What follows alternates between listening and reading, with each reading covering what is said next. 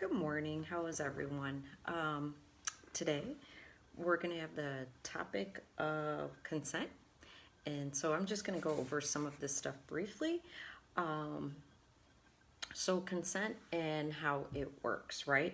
So consent basically in a healthy relationship, you're letting your partner know, right? And I always say that it doesn't matter whether you're a same-sex relationship or not, right? You're serious with a partner, you're just dating, living, your spouse, right?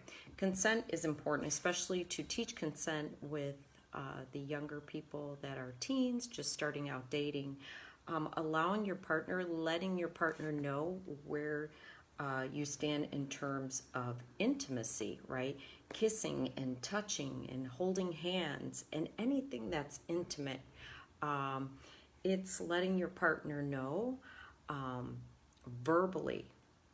You know, a lot of times we just make these assumptions and we assume that people can read our minds or people know what we want, and because they're our partner, they should know us 100%. And we get upset and we're like, why? You should have known that, or you know that. But, you know, it's not assuming. It's important to let them know what we feel comfortable with. Because sometimes, you know, you can start out dating and be comfortable with something as well. And then later on in the relationship, as it progresses, you may change your mind. So at some point, if you change your mind, how you feel about intimacy with that partner, letting them know, right? Letting them know, you know, this is not good for me anymore. I can't do this and I don't feel comfortable. Okay, so you're talking freely. It's a positive conversation. It's a conversation you should feel comfortable. If you ever felt threatened or you ever felt like you were being pushed or forced and you felt uncomfortable about that, there should be red flags going off. Okay, so you're going to discuss what terms, boundaries. So it kind of deals with boundaries, consent. So you are telling them what you feel comfortable with by establishing those boundaries, right? Okay. So some of the information that I will be sharing is from loveisrespect.org and also from the National Sexual Violence Resource Center. Good resources, okay? All right. So what does it look like then, consent, right? So we talked about communication and being upfront with your partner, being clear and being confident, not saying, well, maybe, well, we'll see, maybe later, or it sounds okay, or whatever you want, or yeah, it's all right, okay? So we have to be clear and confident. You know what? Right now, I'm not in the mood for that. I can't do that. I don't feel comfortable with that, but we'll talk about this maybe next time or maybe in a month, right? So we need to talk about what we're comfortable with. If we feel that our partner is rushing things, we need to tell them they need to slow down, right? Maybe we're taking this relationship too fast. Maybe things are progressing intimately too fast. Okay, another thing I want to share is there are no rules about who can initiate intimacy or who might want to take it fast or slow. The more comfortable you feel expressing your boundaries and desires, the more pleasurable your interactions together will be. Consent also means breaking away from preconceived notions of gender roles. So I think that's some helpful information as well. And good morning to everyone. Good morning, Viviana. How are you? I haven't talked to you in so long. Don't be a stranger. And good morning to everyone that's up and about early. I usually don't wake up until about after 9 because my brain is just not clicking, but I want to share my awesome coffee mug. This is probably one of my all-time favorites. So I know you guys are on the other side, so you're like, I can't read that. But it says failure is not an option. And I got this from the NASA Space Center. I like that. Good words to live by. Okay.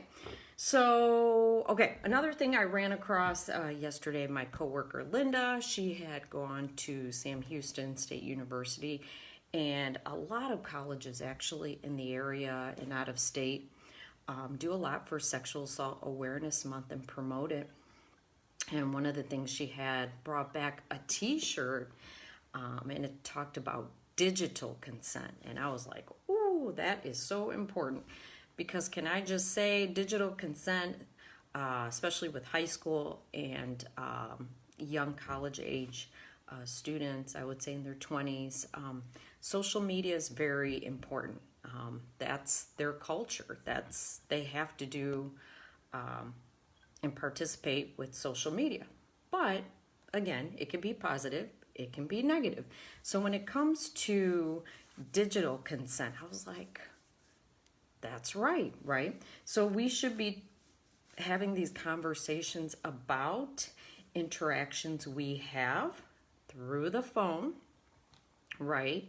Through social media platforms, because you're not talking face to face. When you're talking face to face, that person, you are giving them your verbal consent. But when someone's behind that screen, that's when people can take advantage of others, right? So how does that look? Okay, so I found this resource, and this is pretty good, and it says, although you aren't talking face to face, you should always consider how your actions might make another person feel and ask questions if you don't know, right? So for those of you that are parents out there, it is difficult. Sometimes you think, you're like, well, am I checking the phone enough? Check their cell phone, right? Even if they're older. And if not, having conversations like, what do you share on social media? Who are you talking to? If you know they're dating, having these conversations about what they're texting, what they're sharing online. And also you can as well, check their social media platforms. But I like what this says. It says texting. So digital consent, just because technology connects us 24/7 doesn't mean that your partner is always available. Some people enjoy rapid fire text conversations while others only like to text to make plans, right? So texting goes back to those boundaries, setting boundaries, right? I appreciate you texting me, especially when people start dating. But here's the times I'm available. Maybe if you can text me only between these times, I'm only available after these times, only on these days. Being upfront with people. Digital consent. I ask for digital consent. This goes along with sharing online, what you share online, right? Ask your partner how they feel about you sharing and tagging photos, especially with, women love doing that. We just are like, oh my gosh, I want to share this photo with you. I think with family's a big culprit of that. Oh, I love that picture. That was us in such and such holiday or whatever occasion.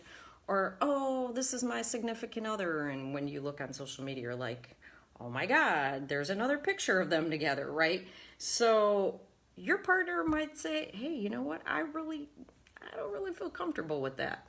Or even with friends, having that conversation with them up front. Find out if they like to see what you're posting first, right? And then picture pressure. Just like any other kind of photo, you have to be comfortable, and it has to be safe for everyone to share. So when we're talking about sexual assault awareness, we would try to talk in the schools, and even with college students or even older, right? People can get stuck or caught up sending photos to each other and sometimes pressuring each other into send me a photo of you, send me some nude photos of you, maybe some photos with not so much clothing on, and people feeling pressured. Well, if I just sent this, it's okay, it's not a big deal, it's just between us. But remembering that those photos can get shared, and once you push send, it can get shared with all kinds of people. And yes, I like what someone put there. Yes, family can put some crazy photos out there. Yes, they can. So being careful, as to what you share, even with your significant other. Definitely, if you ever seen anyone, or you have a young child or a teen, and you look and someone's sending inappropriate pictures, there should be red flags going up, and looking into that. And yes, they said this is so important we talk with our teenagers about this, because once you have those conversations, then they feel more comfortable to share more with you. And yes, there's a lot of inappropriate pictures that unfortunately a lot of young people feel comfortable sharing. So yes, have that conversation. And then consent violations. If someone shares a nude photo with you or something very inappropriate, there should be red flags going off. You should say something, right? Sharing intimate photos with someone they weren't meant for is a violation of trust and could be illegal. So then you're, stepping into legal territory here. It can also be a crime to store or share sexual photos of someone under 18, and even if you are also under 18. Okay, so we can definitely talk further about that, but that would be a conversation for someone that's in the legal field. So yeah, I would say consent is important. Have these conversations. If you're a parent, talk about digital consent. And even if you're not a parent, just like even if you're in your 20s, 30s, 40s, 50s, 60s, 70s, however old you are, because trust me, my daughter's grandmother and my mother, all different older ages, they're on social media, they're sharing all kinds of pictures, and do they ask a lot of people for consent? No, they just share them anyway, right? And if you do have teens out there, definitely monitor the phone and tell them, we have to have these conversations, because sometimes you could be helping someone out as well. They can be helping out a friend that's in a really bad position. So that's all I have to share. Thank you for listening. I hope I didn't ramble on too much this morning, but promoting sexual assault awareness, going on to these different websites, like I said, are very helpful. Whether you're a parent, you're single, you're dating and you're younger, you're older and you're dating, you're a grandparent or you're older, to make sure that you're cautious. I'm going to finish my coffee because I love caffeine. And one more thing as well. Don't forget to check out our Facebook page. We also have some other conversations from other people as well on Tuesdays from the Woodlands office. And then my coworkers as well will be doing some coffee talks.